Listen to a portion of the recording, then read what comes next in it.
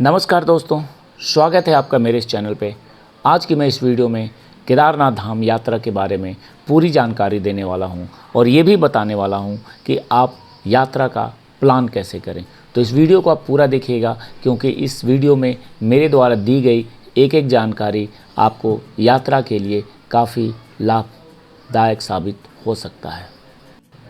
इस बार की यात्रा काफ़ी ही ज़्यादा भव्य और उत्साहवर्धक होने वाली है, क्योंकि अभी यात्रा की शुरुआत भी नहीं हुई है और लगभग 1 लाख से ज़्यादा लोगों ने 4 धाम यात्रा के लिए रजिस्ट्रेशन करा लिया है। और आप देख रहे हैं इन कठिन रास्तों पे चलना कितना मुश्किल होता है। इसके बावजूद भी 1 लाख से ज़्यादा लोग चारों धाम के लिए रजिस्ट्रेशन करा चुके हैं और सबसे ज़्यादा रजिस्ट्रेशन इस बार केदारनाथ के लिए हुआ है। आज तक लगभग 41,000 लोगों ने केदारनाथ के लिए रजिस्ट्रेशन करा लिया है और लगभग 27,000 लोगों ने बद्रीनाथ धाम के लिए रजिस्ट्रेशन कराया है। तो चलिए मैं आपको ये बताना चाहता हूँ आज कि आप यात्रा का प्लान कैसे करें और दिल्ली से जब यात्रा की शुरुआत करें तो किन किन बातों का ध्यान रखें और कितने दिन की यात्रा हो सकती है। भगवान शिव को समर्पित और 12 ज्योतिर्लिंगों में से एक केदारनाथ पवित्र स्थल है और यह मंदिर बर्फ़ से ढके पहाड़ों के बीच स्थित है। और आपको बता दूं कि केदारनाथ मंदिर उत्तराखंड में 4 धाम और 5 केदार का एक हिस्सा है। हर साल लाखों श्रद्धालु दिल्ली के रास्ते केदारनाथ धाम की यात्रा करते हैं। खूबसूरत मंदाकिनी नदी मंदिर के पास बहती है और बर्फ़ से ढकी चोटियाँ इस जगह के आकर्षण को और बढ़ा देती हैं। और सबसे आश्चर्य की बात यह है कि यह मंदिर मई के पहले सप्ताह में खुलता है और अक्टूबर के अंत और नवंबर के पहले सप्ताह में बंद हो जाता है। तो चलिए दिल्ली से आप यात्रा का प्लान कैसे करें उसके बारे में मैं बताता हूँ।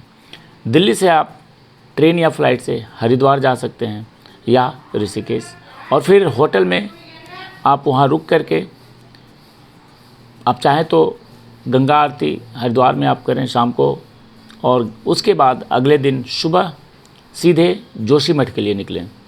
और ये हरिद्वार से लगभग 165 किलोमीटर है जोशीमठ और 6 घंटे का ये रास्ता है।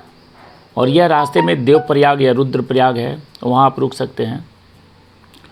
और रुद्रप्रयाग से केदारनाथ 75 किलोमीटर है, 3 घंटे लगेंगे, 16 किलोमीटर का ट्रैक है।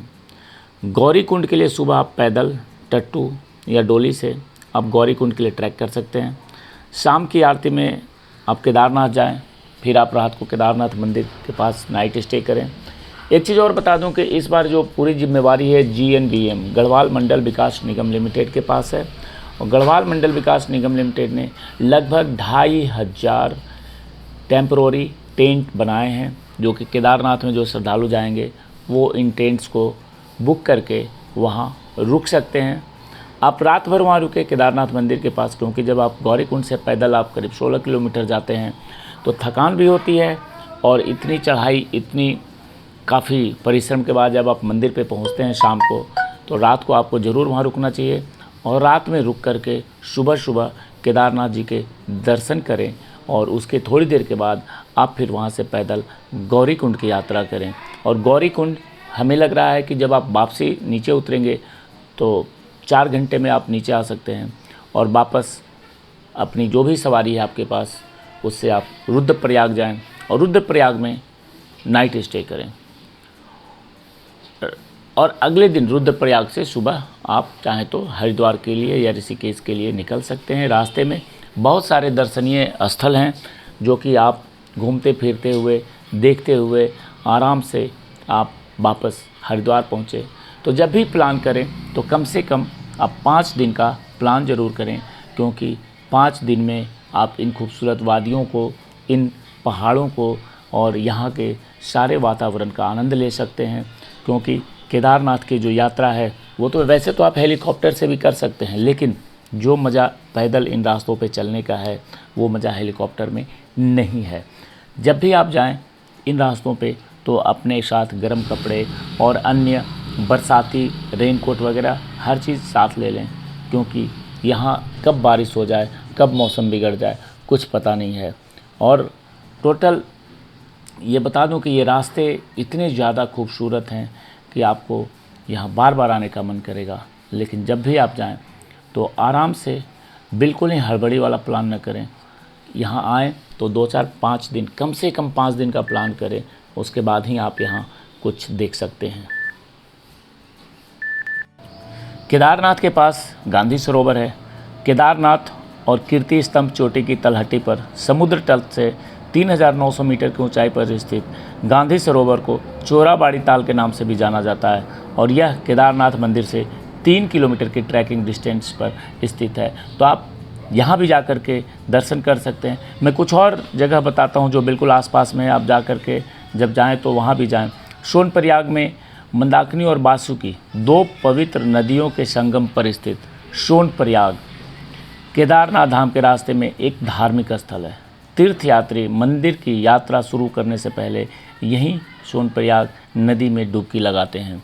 उसके बाद गौरीकुंड, केदारनाथ यात्रा के बाद आप गौरीकुंड मंदिर जा सकते हैं और यह मंदिर पार्वती माता को समर्पित है। ऐसा माना जाता है कि यह वह स्थान है जहां देवी पार्वती ने भगवान शिव का दिल जीतने के लिए तपस्या की थी। गौरीकुंड में गर्म पानी के झरने हैं जहां तीर्थयात्री स्नान कर सकते हैं। उसके बाद बासुकी ताल है। केदारनाथ से 5 किलोमीटर की दूरी पर स्थित बासुकी ताल समुद्र तल से 4135 मीटर की ऊंचाई पर स्थित है और यह झील अपनी सुंदरता के लिए प्रसिद्ध है। बासुकी ताल ट्रैक आप चौखंबा चोटी के दृश्यों का आनंद ले सकते हैं और ये बिल्कुल आसपास में बहुत ऐसे जगह हैं केदारनाथ मंदिर के आसपास जहाँ की आप जा कर के दर्शन कर सकते हैं। कुछ चीज़ें और मैं आपको जानकारी दे दूं कि अगर आप ट्रेन से केदारनाथ जाने की सोच रहे हैं तो ट्रेन की सुविधा सिर्फ हरिद्वार तक है। आपको दिल्ली से हरिद्वार के लिए ट्रेन लेनी होगी और हरिद्वार से सड़क के रास्ते या फिर हेलीकॉप्टर से केदारनाथ जाना होगा। आप फ्लाइट से केदारनाथ जाना चाहते हैं तो देहरादून में जॉली ग्रांट एयरपोर्ट है और जॉली ग्रांट ही सबसे नज़दीकी एयरपोर्ट है। वहाँ से केदारनाथ की दूरी लगभग 240 किलोमीटर है और देहरादून से केदारनाथ जाने के लिए बस और टैक्सी की भी सुविधा उपलब्ध है। सड़क मार्ग से आपको अगर केदारनाथ जाना है तो आप बस से जाना चाहते हैं या अपनी कार से जाना चाहते हैं या फिर आप प्राइवेट हायर कर लीजिए टैक्सी वगैरह, तो आप दिल्ली से हरिद्वार, ऋषिकेश, रुद्रप्रयाग होते हुए, गौरीकुंड होते हुए आप केदारनाथ जा सकते हैं। वैसे दिल्ली से एक रास्ता और है जो कोटद्वार, और कोटद्वार से रुद्रप्रयाग, पौड़ी जिले से होते हुए रुद्रप्रयाग से केदारनाथ पहुंच सकते हैं। आपको केदारनाथ मंदिर जाने के लिए एक चीज़ का और ध्यान रखना है कि इस बार भीड़ बहुत ज़्यादा आने वाला है क्योंकि रजिस्ट्रेशन 1 लाख से ज़्यादा हो चुका है और अभी उम्मीद है कि ये संख्या काफ़ी ज़्यादा बढ़ेगी, तो जिसको लेकर के प्रशासन पूरी तैयारी कर रही है। लेकिन आपको अपने फंड का बिल्कुल ध्यान रखना है क्योंकि जैसे जैसे यात्रा की तारीखें नज़दीक आती है, श्रद्धालुओं की भीड़ बढ़ती है, तो वहाँ पे सब चीज़ महंगा हो जाता है, होटल से लेकर के खाने पीने के सामान तक। सरकारी व्यवस्थाएं हैं, सरकार ने बहुत कुछ व्यवस्था किया है, लेकिन भीड़ इतना ज़्यादा आ जाता है जिसके कारण से व्यवस्थाएं कई बार चरमरा जाती है। तो इस कंडीशन में आपके पास अपने रुपये फंड्स पूरे होने चाहिए ताकि आपको कहीं कोई दिक्कतों का सामना न करना पड़े। तो केदारनाथ की यात्रा आप ज़रूर करें, काफ़ी रमणीक जगह है और भगवान के दर्शन होंगे। जय केदारनाथ।